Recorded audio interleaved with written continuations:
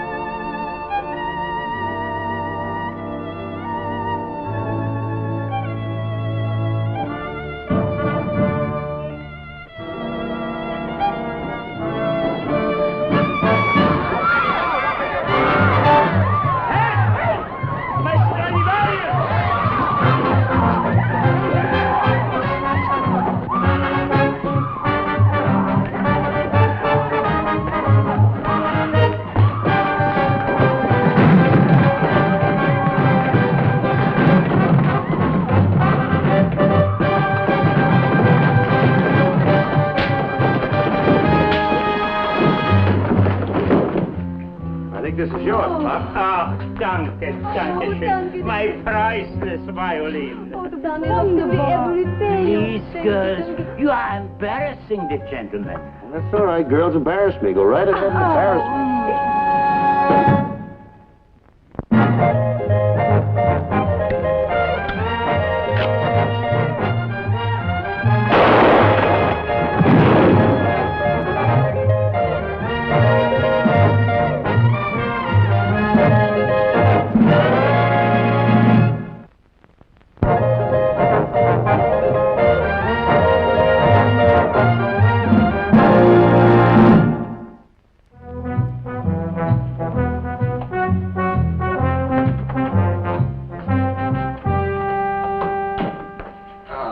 Slade. Good, you're right on time. Miss Quinn?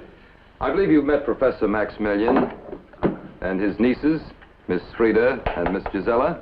We met only in passing last night. Well, that was only in passing. I'd like to stay a while. She means informally. Well, whatever she means, I'm in favor of it. Mr. Slade, I was too upset to express myself last night. But I would like to say that when you saved my Stradivarius, you saved an old man's life. I could not live without my beautiful violin. Oh, I was glad to do it, sir. Which brings us to the matter in point. I understand you have a small detective agency here in Denver. Well, it's not that small. Well, just how large is your organization? Oh, about my size. In any case, my insurance company is grateful. As you might know, we insure the Denver Opera House against fire and theft. And you saved my company an outlay of, how much would you say, Professor? I was offered $40,000 in Vienna only last year. For that fiddle? It is more than a fiddle, my friend. It is a masterpiece of craftsmanship. Listen.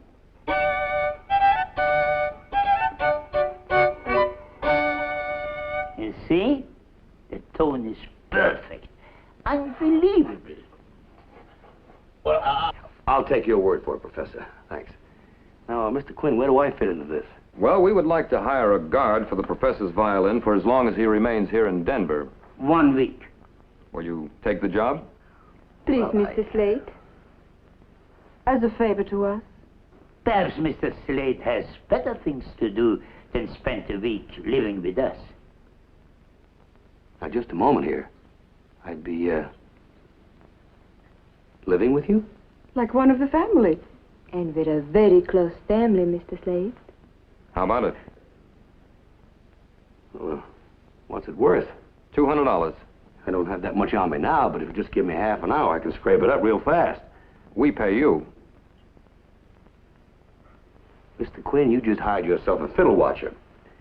And incidentally, considering the side benefits, you could have driven a lot harder bargain. Well, we're satisfied. And I might add that if we're happy with your work, there'll be lots more of it for you. Come, Mr. Slade, we do not wish to be late for the Sunday matinee. Yes, sir.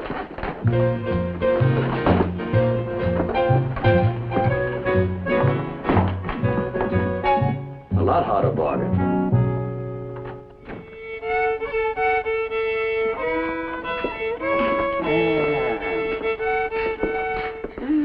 Sounded almost pretty, didn't it, Max? Yeah, beautiful. Will you please open our dressing room? Oh, it's already open, Max. Will you step in while we change? Well, as a matter of fact, I don't think we do not mind. In the theater, we are, how you say, one big happy family. Oh, I see. Well, I guess I'll just be happy out here, thanks. As you wish. Oh. Perhaps after the matinee performance, you and I could... Well, if it isn't the big hero himself. Mr. Slade, I would like you to meet Trig Bronson, our sharpshooter. And this is Atlas the Great. Well, pleased to meet you, gentlemen. The pleasure's all yours. Very well, that's the way you want it. Well, gentlemen, I leave you to get acquainted. There's one thing you ought to know. Oh, and what's that? She's been spoke for. I've already staked my claim. Well, that's just too bad, Mr. Bronson. What do you mean? 'Cause I come from a long line of claim jumpers. Now, you listen to me. You listen to me, mister. One more poke and you're going to be the only nine-fingered sharpshooter in vaudeville. Places, please. Overture. Places, please. Now, there's a fellow I'd like to shoot my initials in. Maybe I should rough him up a little bit, Ludwig. I'll let you know.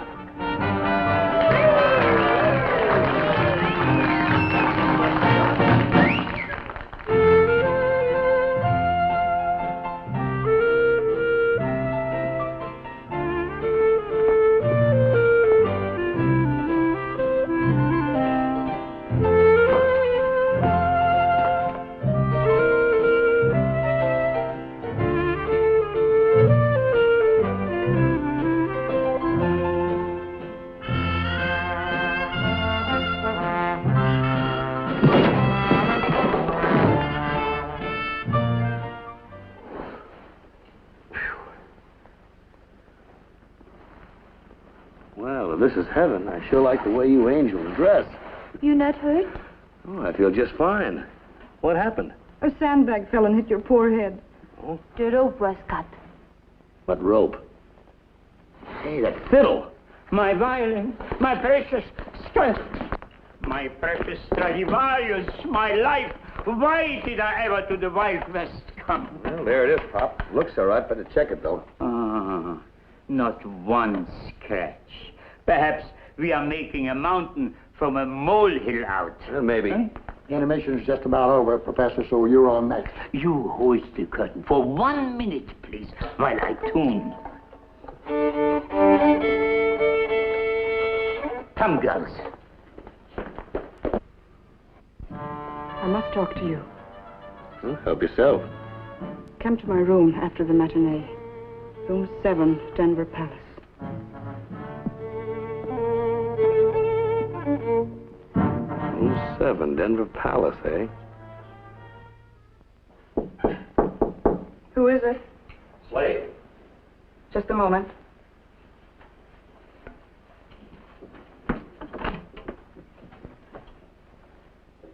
Well, hello. Come in. Thank you. I hope you do not mind my informal attire. But in the theater we are, as you say. Yes, I know. One big happy family. Can I take your things? Oh, sure, sure.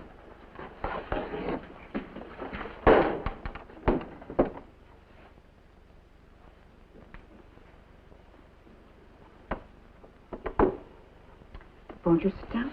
Well, thank you. You know, I think I'll be more comfortable over here. I suppose you wonder why I asked you here. Yes, some. To tell you the truth, I wanted to ask you a question. Well, go right ahead. Well, the question is this. What does one do for entertainment on a Sunday afternoon in Denver? I'm afraid not much. What with the blue laws, you know. But is there not some nice place where one can go and drink perhaps a glass of May wine? Not on Sunday. Then perhaps a casino where a lady could risk a chip or two in roulette? Not on Sunday. That is against the law, too? Uh-huh. Is everything against the law on Sunday in Denver? Just about. Even this?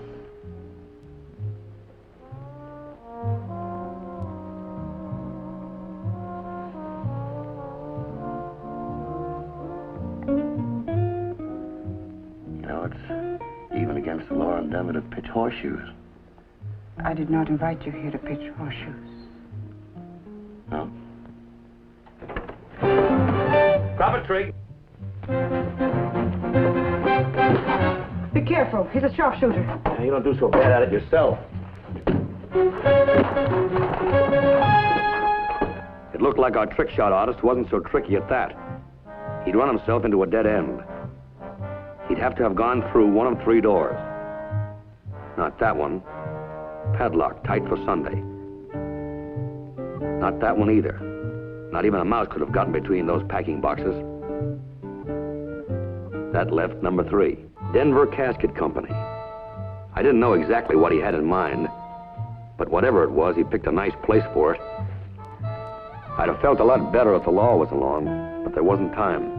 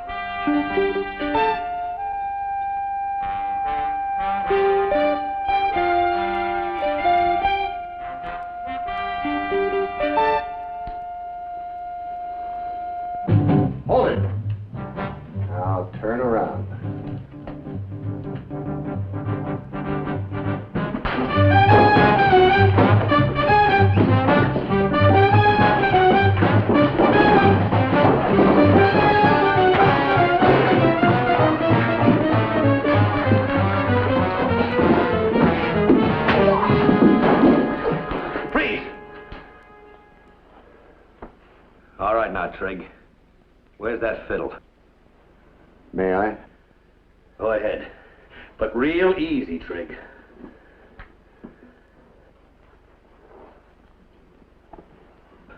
Well. So long, Slade. You're not going anywhere, Trig. How you gonna stop me? With that shotgun? If I have to. Yeah, and you're liable to make a pile of splinters out of this pretty violin. That's right, and fill you full of holes, too. Yeah, but you won't do that, will you, Slade? Don't try me, Trig. Look, I walk out of here with this, and maybe someday you'll accidentally get it back. You pull that trigger, and it's goodbye, Fiddle. Pretty smart, aren't you? Yeah, I think so.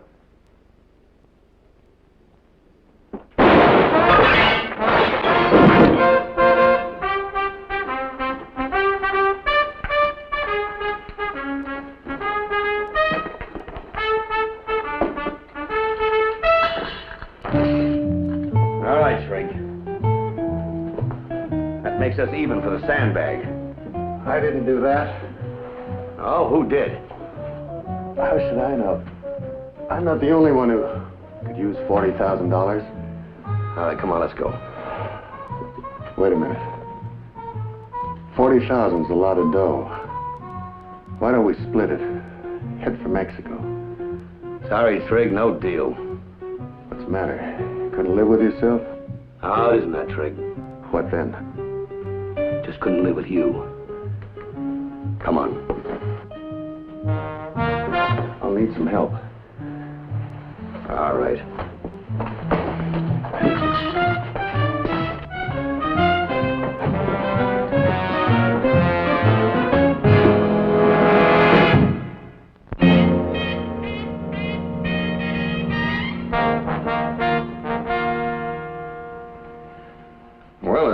Doesn't seem to be damaged. It looks all right to me. It better be, or you can change your name to Mud as far as working in Denver is concerned. Where is he? Where is he? The bummer who tried to steal my precious Stradivarius. The sheriff took him down to see the doctor, Professor. Good. I hope it is something serious. Professor, I wish you'd look at your violin. Oh, yeah, my beautiful violin. Is it all right, Professor? Yeah, it seems to be fine. Well, maybe you better try it out, just for tone. No, that is not necessary. The tone is fine. I can see by looking. Well, good. That's a big relief. Thank you. Thank you for getting it back, Mr. Slade, for the second time. I'm very grateful to you. But tell me, how did that bummer happen to get a hold of it? Maybe you better ask your niece, Frida, that. Oh, I did, but she is feeling very bad about this. Mm-hmm. What did she say? I didn't understand. Something like playing horseshoes with you. Horseshoes? Maybe she is a little bit confused, huh? If Trig Bronson talks, she might have something to be hysterical about. What do you mean? From where I'm sitting, it looks like she's in on it. Well, that's a pretty serious accusation, Slade. Somebody told Trig Bronson that I'd be there, and she's the only one that knew. I knew you were coming to visit. Gisela knew. We have no secret in our family. Gisela, huh? That's your other niece, isn't it? Yeah. She and Trig Bronson are kind of friendly, aren't they? Oh, they are good friends. She at the hotel now? She said she was going to the theater to rehearse a few dance steps. You think she's mixed up with Trig in this? That's what I mean to find out, Mr. Quint.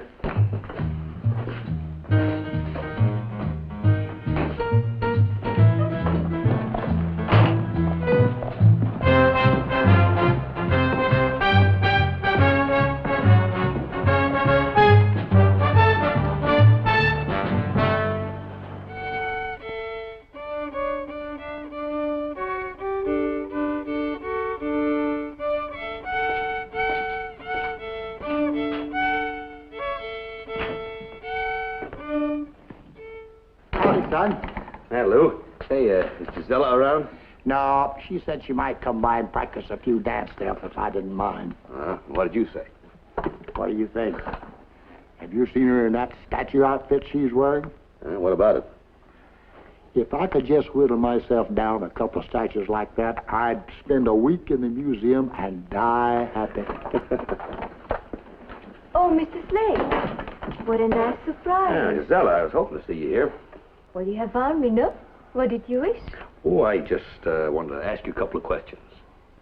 Very well. Come to my dressing room, and you can ask me while I change. May I have the key, please?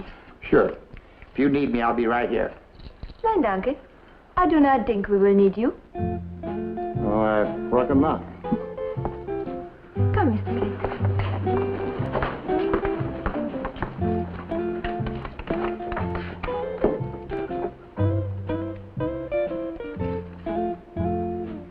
You? Oh, no, thanks, Gisela. See, I'm after you. Oh, how nice.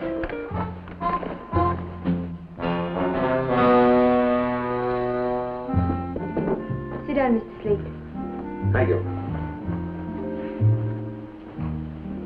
Well, what was it you wanted to talk to me about?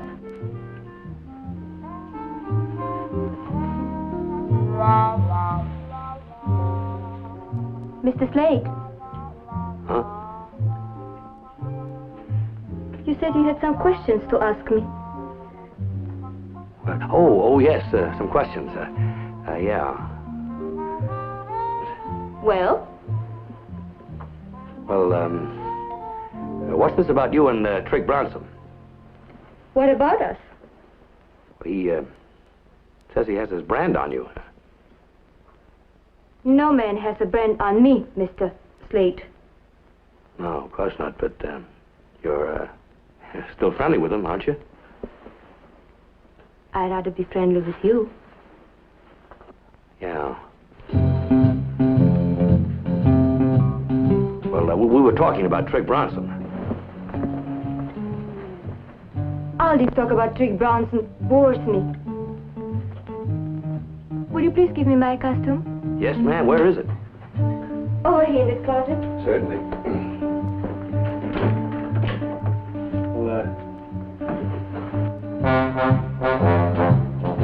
Which costume do you want? The pink leotards over here, please. Oh, you mean these? There you are.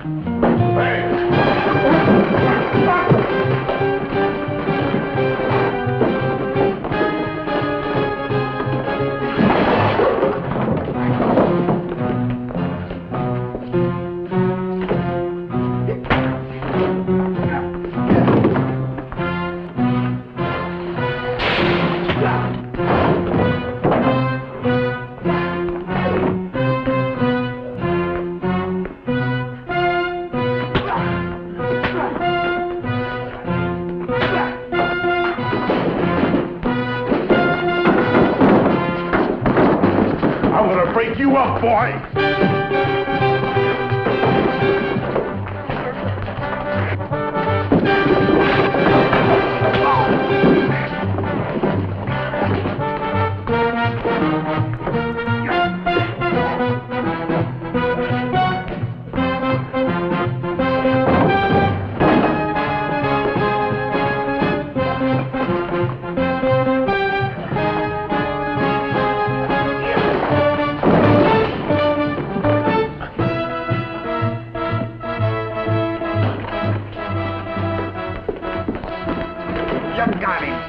Good work.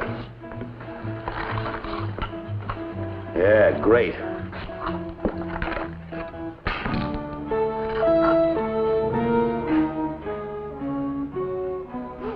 My beautiful violin. Look. I'm awfully sorry, Professor. It's just one of those things.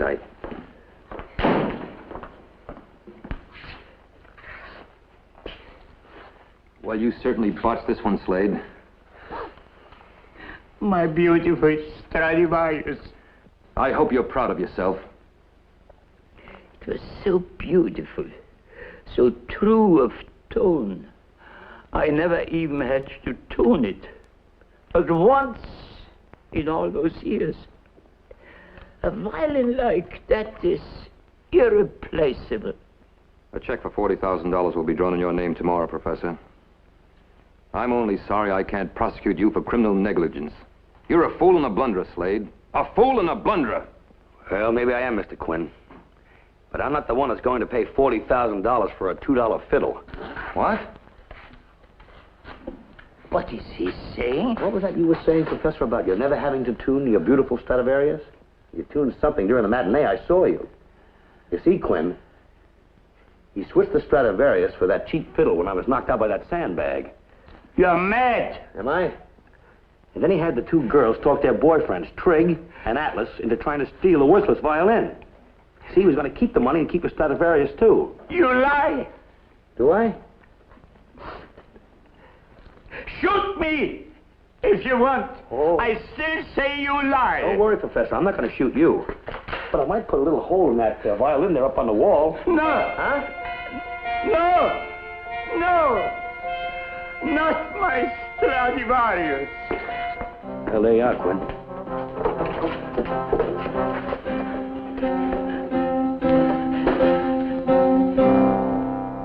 Much obliged to you, Slade. Much obliged. And look, anything I said in the heat of anger, well, I hope you'll forget about it. Oh, sure, Mr. Quinn. Just as long as your company doesn't insist on prosecuting the professor and the girls. Well, we feel the less said about that sort of thing, the better. I don't understand, though. What? Why you're so interested. After all, they did try to set you up for a robbery. Yeah, I know, but...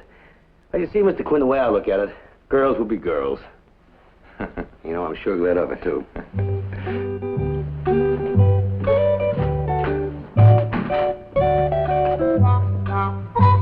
Real glad. I can't blame anybody but myself. I was well paid for my assignment and met two charming girls.